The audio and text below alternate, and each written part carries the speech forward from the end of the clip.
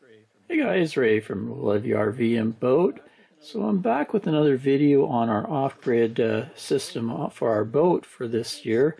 It's a constantly kind of evolving system year to year. This is sort of the state of things 2026. I gave you a look at all the solar panels I'm using in a video. Also showed you the battery systems I've been using, kind of updates on the reviews. I also showed you our Blue Yeti portable power station system. It runs off a charger, off our alternator. So I'm back kind of just to complete it with a look at our solar charging system here. I utilize two different chargers. There's an SRNE 50 amp MPPT DC to DC charger. I don't use the DC to DC charging aspect of it, so I mainly just use it as a 50 amp solar charger. And then there's also a BougeRV 60 amp MPPT solar charger. And so you can see the panels that are being fed into each of those. Into the SRNE, I have a pair of Shadow Flux panels up on the rails on the flybridge, a couple 195 watts. And they are paralleled, mainly because we anchor a lot, so the boat spins, so one panel could be completely shaded and the other is in full sun, and vice versa. Over here I have these panels. These 200 watt panels are very thin. They call them CIGS panels, and they're strapped up to the bimini top, so they're always in full sun, no shading issues there. So I have those seriesed, but I have them paralleled with a 450 watt panel that hangs off the side of the rail. So either of those, this could be shaded at times, so I have them paralleled together, so it's kind of a series parallel arrangement.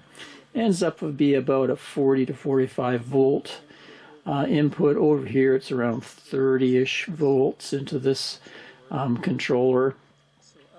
So out of this controller it feeds into a Xantrex battery bank with two Xantrex lithium batteries for 480 amp hours, and then there's a switchable breaker there for circuit protection, but I also utilize it for something else I'll show you in a minute. And on this side, this one goes down into Vatrer, my house bank 2. I have two separate house banks of batteries on the boat, and it goes through a protection breaker as well. But I wanted to be able to move the power back and forth, like, you know, say one time one bank may get run down quite more than the other.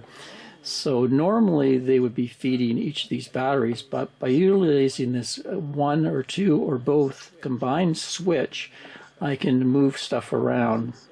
So say I want to send this power over to this bank, I would just switch it into number 2, from number 1 to number 2. Now all the power would be going into this Xantrex battery bank. If I wanted to all go into my Vatrer, I switch it to combined.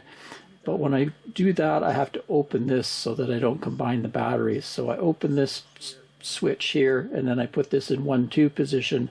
Now all the power from that charger can flow into here as well as here.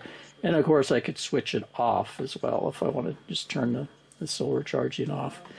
I think if I accidentally combine these with these two battery banks, I don't think it would be a huge concern, because they're probably going to be pretty close. They would try to balance each other out. If for one reason one was super low compared to the other one state of charge, and too much flow happen as far as current, there are breakers that would interrupt that. So anyway, that's the system I've figured out for this year, just for flexibility reasons and moving my charge around. There might be better ways to do it, but that's the way I'm doing it. So I'll go and we'll actually show you physically what's going on. First, I'll show you how I monitor the charging system. So I have two battery monitors set up here. This is the one going to the Xantrex system. So right now I have the BougeRV 60 amp solar controller feeding it. And currently it's fairly sunny out, and you can see we're putting in 29 amps. And then over here, this is the Vatrer system, and we're putting in about 10 amps.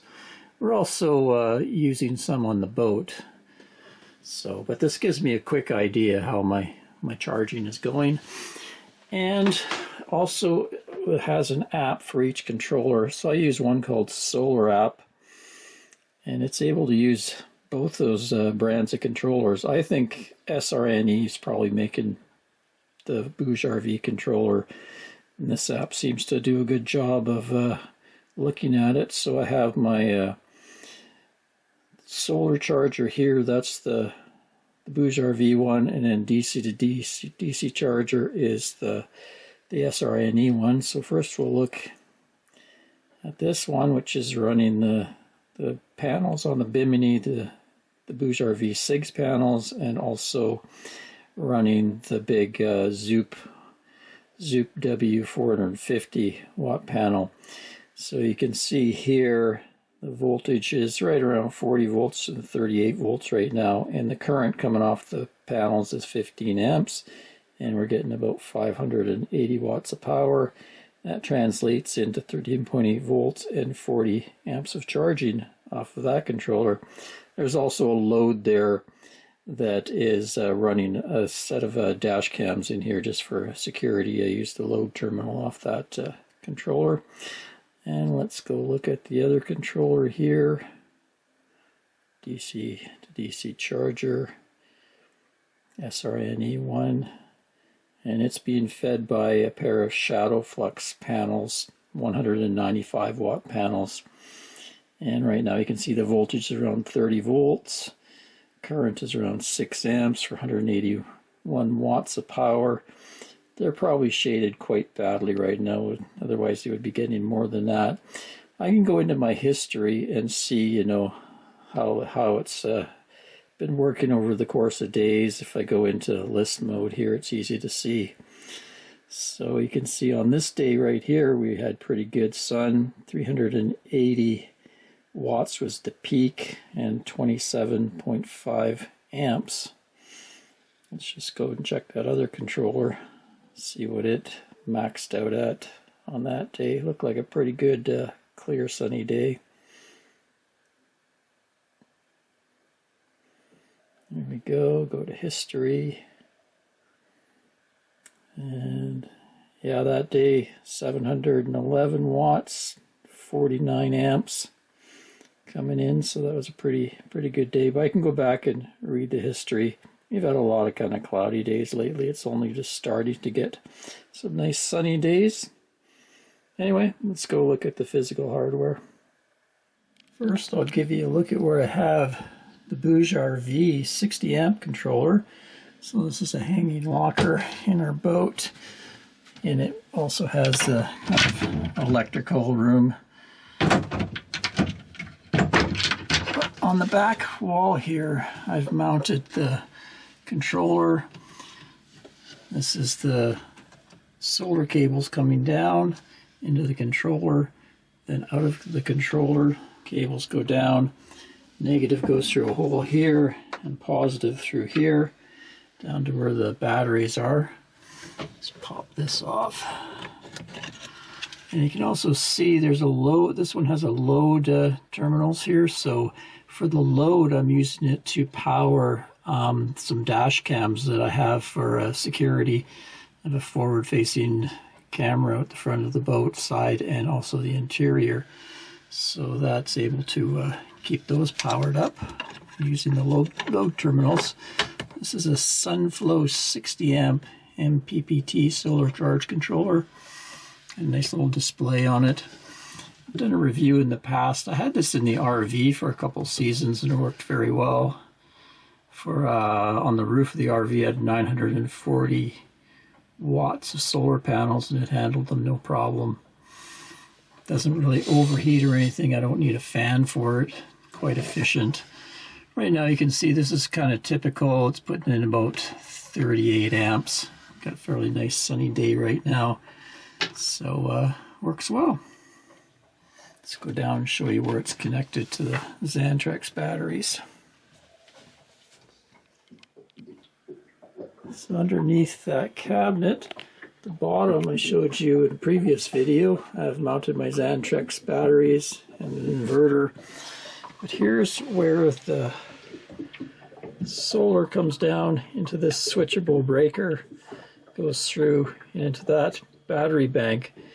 But you also notice there's a second lead there, and that's going off to a switch, It's part of my other solar controller system, which I showed you in the schematic. So they combine right there.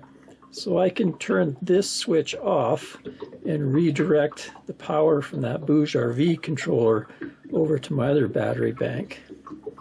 So let's just show you that setup down in the engine compartment. Pop open the cover and we'll crawl down there and give you a look.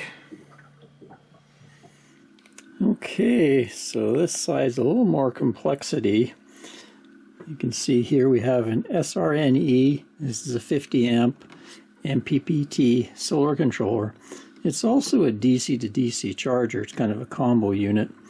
I don't actually use the DC to DC charger part of it, but I could set it up in the boat so that the alternator could charge a lithium bank through this puppy here, but I have another system with a Blue Eddy thing that I use it for. So this is just basically using the solar controller part of it.